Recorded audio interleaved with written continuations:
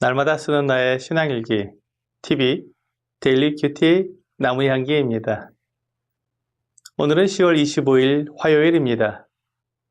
오늘 함께 큐티할 성경 본문은 사도행전 12장 1절에서 5절입니다. 그때 헤롯 왕이 손을 들어 교회 중에서 몇 사람을 해하려 하여 요한의 형제 야고보를 칼로 죽이니 유대인들이 이 일을 기뻐하는 것을 보고 베드로도 잡으려 할세. 때는 무교절 기간이라. 잡음에 옥에 가두어 군인 4씩인 4패에 맡겨 지키고 6월절 후에 백성 앞에 끌어내고자 하더라. 이에 베드로는 옥에 갇혔고 교회는 그를 위하여 간절히 하나님께 기도하더라. 에베소서 6장에는 하나님의 전신갑주가 나옵니다. 진리의 허리띠, 의의 호심경, 복음의 신, 믿음의 방패, 구원의 투구, 성령의 검, 곧 하나님의 말씀입니다. 그리고 이 모든 것 뒤에 항상 성령 안에서 기도하라고 말씀하고 있습니다. 기도는 하나님과 대화하는 것입니다. 아무리 훌륭한 군인도 본부와 소통이 안 되고 혼자 앞으로 나가거나 어떤 작전을 수행하게 되면 대부분 실패하게 됩니다. 본부의 작전 계획을 알지 못하고 수시로 변하는 그 상황에 대처하지 못하기 때문입니다. 교회도 마찬가지입니다. 아무리 훌륭한 그리스도인이라 할지라도 하나님과 기도로 소통하지 않으면 하나님의 뜻을 따르기보다는 자기의 생각과 자기 상황에만 집중하다가 하나님의 뜻을 따르지 못하게 됩니다.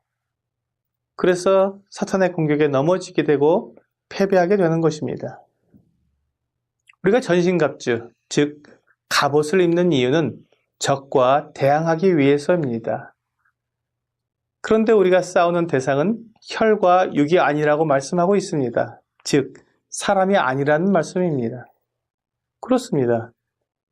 사람은 우리가 도와주고 하나님께로 인도하는 대상이지 싸우는 대상이 아닙니다. 우리가 싸워야 할 대상은 통치자들과 권세들과 이 어둠의 세상 주관자들과 하늘에 있는 악한 영들입니다. 우리는 하나님을 대적하고 하나님을 믿지 못하게 막는 이 세상의 주관자인 사탄과 싸우는 것입니다. 사탄은 악한 영들을 통해서 어떻게 하든지 사람들이 하나님을 믿지 못하게 막으려고 애를 씁니다. 그래서 그런 세상의 악한 괴계와 싸우기 위해 하나님의 갑옷을 입고 기도로 하나님과 소통해야 하는 것입니다. 오늘 본문에 헤롯 왕이 나옵니다. 이 헤롯 왕은 예수님이 탄생하실 때 이스라엘의 왕이었던 헤롯 대왕의 손자인 헤롯 아그리파 1세입니다. 헤롯 가문은 헤롯 대왕의 아버지 때부터 로마 황제와 친분을 맺고 로마의 권력을 등에 업고 이스라엘을 다스려 왔습니다.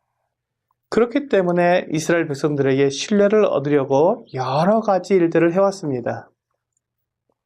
특히 헤롯 대왕은 예루살렘 성전을 증축하면서 유대인들의 큰 지지를 얻게 되었습니다. 헤롯 대왕의 손자인 이 헤롯 아그리파 1세도 유대인들의 환심을 사기 위해 최근 유대인들이 골치 아파하는 이 그리스도인들을 제거해 주기로 했습니다. 그래서 예수님의 12사도 중에서 야고보를 죽였습니다. 이 일을 유대인들이 매우 기뻐했습니다. 유대인들의 호감을 사려던 헤롯의 시도가 제대로 효과를 본 것입니다. 그래서 헤롯은 베드로도 잡아서 처형을 하려고 했습니다. 베드로가 잡혔는데 그때가 무교절 기간이었습니다.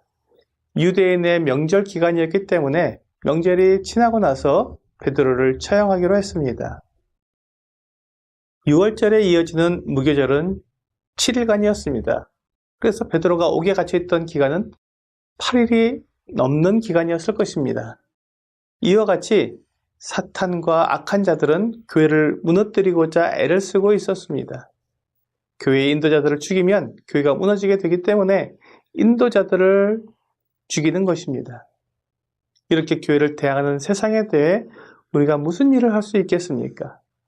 사실 아무것도 할 수 없습니다. 우리에게는 세상을 이길 힘이 없기 때문입니다.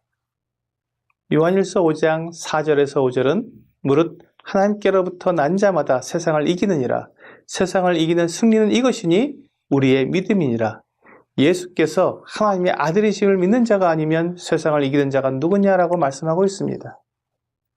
세상을 이길 힘이 우리에게 없지만 우리가 가진 믿음이 세상을 이기게 해준다고 말씀하시는 것입니다. 우리는 이 믿음으로 하나님께 기도합니다.